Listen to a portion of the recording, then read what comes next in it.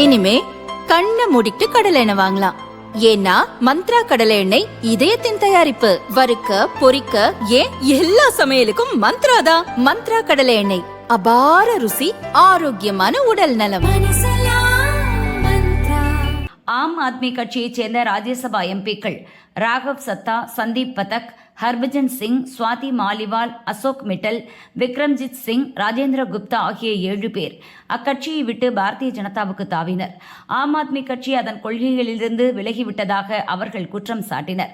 கட்சி தாவிய 7 எம்பிக்களையும் தகுதி நீக்கம் செய்ய கோரி ராஜ்யசபா தலைவரும் துணை ஜனாதிபதியுமான CP ராதாகிருஷ்ணனுக்கு ஆம் ஆத்மி கோரிக்கை விடுத்தது. அதே சமயம் பாரதிய ஜனதாவில் இணைந்ததை அங்கீகரிக்க கோரி 7 எம்பிக்கள் கேட்டுக்கொண்டனர். இச்சூழலில் 7 எம்பிக்கள் பாரதிய ஜனதாவில் இணைந்ததை ராஜ்யசபா தலைவர் CP ராதாகிருஷ்ணன் ஏற்றுக்கொண்டு ஒப்புதல் அளித்துள்ளார். பொதுவாக வேறு கட்சிக்கு MP தாவினால் அவரது பதவி பறிபோகும்.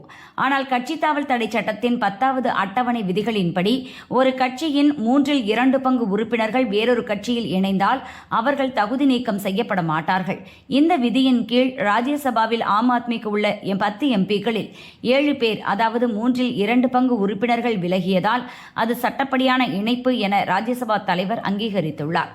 ராஜ்யசபாவில் மொத்தம் 245 எம்பிக்கள் உள்ளனர். இதில் 233 பேர் மாநில சட்டசபை, சட்ட மேலவை MLAக்களால் தேர்வு செய்யப்படுகின்றனர். 12 பேர் ஜனாதிபதியால் நியமிக்கப்படுவர். ராஜ்யசபாவில் ஆம் ஆத்மியின் எம்பிக்கள் எண்ணிக்கை 10லிருந்து 3ஆக குறைந்துள்ளது. 4வது பெரிய கட்சியாக இருந்த அக்கட்சி 11வது இடத்துக்கு சென்றது.